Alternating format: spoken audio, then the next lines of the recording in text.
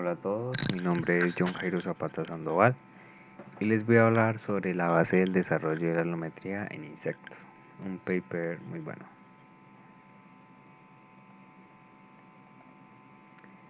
Bueno, empecemos con qué es la alometría. El término alometría se refiere a tres fenómenos alternativos. El primero es alometría ontogénica, alometría estática y el tercero es alometría evolutiva. ¿En qué consiste la alometría ontogénica? Esta es la trayectoria de crecimiento de un órgano en relación con el tamaño corporal durante el crecimiento de un solo individuo. La alometría estática, por su parte, es la relación de escala entre individuos entre un órgano y el tamaño corporal total, o entre dos órganos después de que ha cesado el crecimiento o en una sola etapa del desarrollo. Y por último, la alometría evolutiva o filogenética es la relación de tamaño entre órganos a través de especies. Este estudio en general tiene un enfoque en el problema de la alometría estática, o como individuos de diferentes tamaños producen órganos adultos que escalan apropiadamente al tamaño corporal. Prácticamente el punto de partida es el hecho de que una población genéticamente homogénea produce individuos de diferentes tamaños dependiendo de las condiciones ambientales, centrándose en la variabilidad genética por el medio ambiente.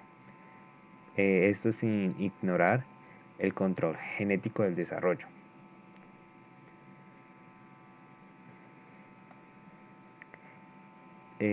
Están los tejidos imaginales y los tejidos larvales.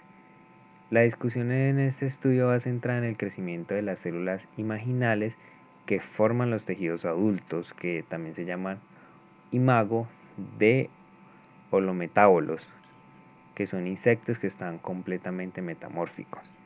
Las células imaginales se separan durante la embriogénesis y en algunos tejidos de algunas especies invaden en la cavidad corporal como pequeñas bolsas de células, en cuyo caso se denominan discos imaginales.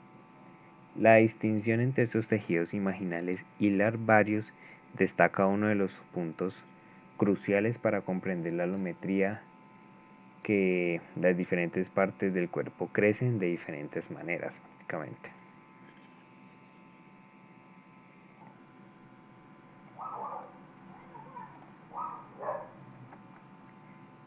En los insectos holometábolos, los tejidos imaginales crecen principalmente después de que las larvas han dejado de alimentarse. Y diferentes tejidos imaginales crecen en diferentes momentos y ritmos, por lo que la consecución del tamaño corporal total se disocia temporalmente del crecimiento de órganos adultos individuales. Por lo tanto, la alometría estática se podría definir para dentro de un propósito como la coordinación de los tamaños finales de los órganos adultos con el tamaño corporal total alcanzado al final de la alimentación de las larvas. En estas gráficas podemos ver los discos imaginales de las alas del gusano de seda Cecropia, que crecen principalmente después de que las larvas han dejado de alimentarse al final del quinto estadio. Los pesos secos de un disco de ala promedio son de 16 discos y se presentan en una escala logarítmica doble en función del peso seco de la canal. La etapa del desarrollo se indica junto a los puntos de datos.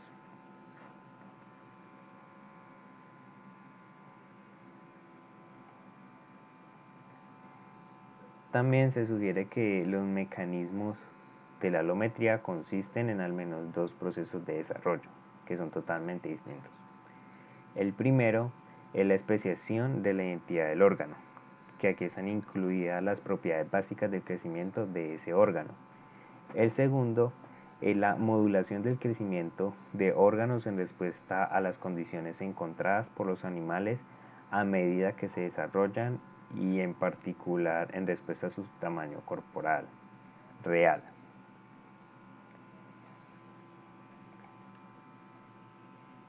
Por otro lado está la regulación endocrina de la metamorfosis de los insectos. En la regulación endocrina están involucradas 3 hormonas.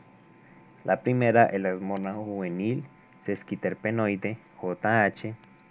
La segunda es el péptido neurosecretor hormona photoraxicotrópica, PTTH.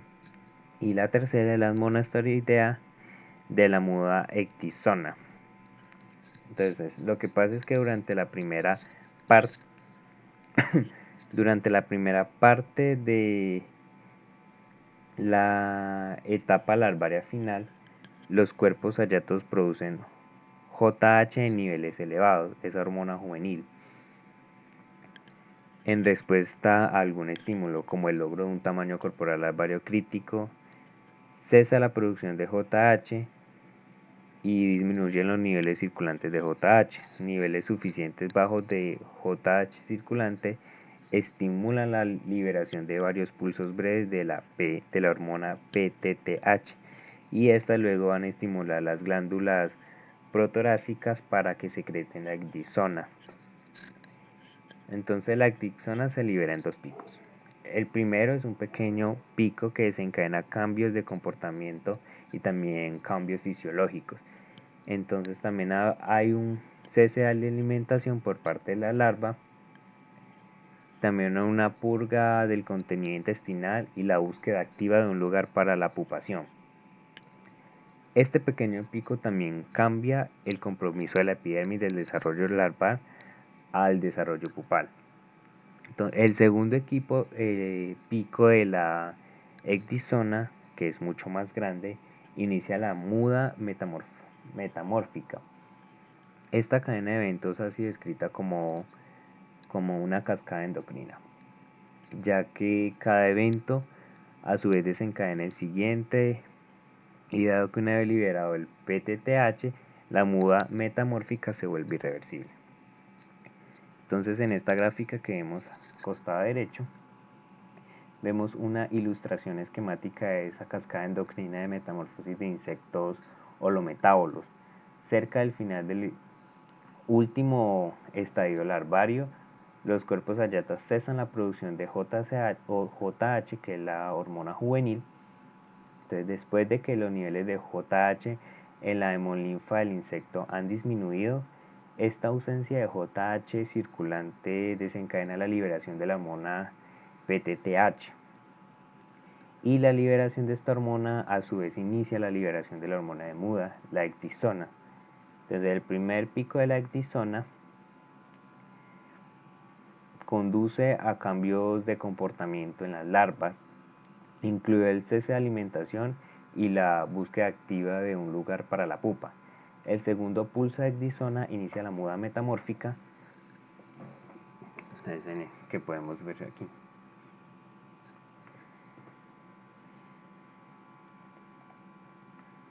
Bueno, entonces los niveles de JH regulan el desarrollo de cuernos masculinos en los escarabajos. Entonces, diferencias similares específicas de tamaño corporal en los niveles de JH regulan el desarrollo de cuernos masculinos en los escarabajos, donde pues como sabemos los machos grandes producen cuernos y los machos más pequeños no. Entonces se puede inducir a los escarabajos pequeños a producir cuernos grandes tratándolos con esta hormona juvenil durante un periodo crítico después de que las larvas han dejado de alimentarse. Esto sugiere que la hormona juvenil, la JH, se produce en niveles más altos en los escarabajos más grandes, o que los escarabajos son más sensibles a JH. En la figura de la izquierda podemos ver un polifenismo del cuerno en machos de escarabajos peloteros. En la parte A, los machos que crecen más allá de un tamaño umbral aproximadamente 5 milímetros de ancho del protórax producen cuernos completamente desarrollados, mientras que los machos por debajo de este tamaño no. Esto resulta en una coocurrencia de dos morfologías masculinas discretas dentro de las poblaciones que están estudiando. Esta gráfica de la derecha, entonces aquí en esta gráfica que le está diciendo, pues aquí vemos que ya los escarabajos grandes tienen unos cuernos más distintivos a los escarabajos chiquitos. En esta gráfica de la derecha ya es el control endocrino de la producción de cuernos en Ontophagous taurus. Entonces, las aplicaciones tópicas de esta hormona juvenil durante un periodo de tiempo corto pueden hacer que los machos pequeños, generalmente sin cuernos, produzcan cuernos. Los machos grandes y pequeños se produjeron por sobrepoblación, sobrealimentación o subalimentación respectivamente.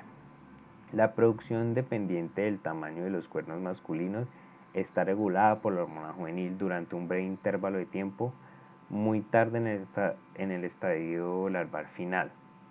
Esto es después de que los animales han dejado de alimentarse.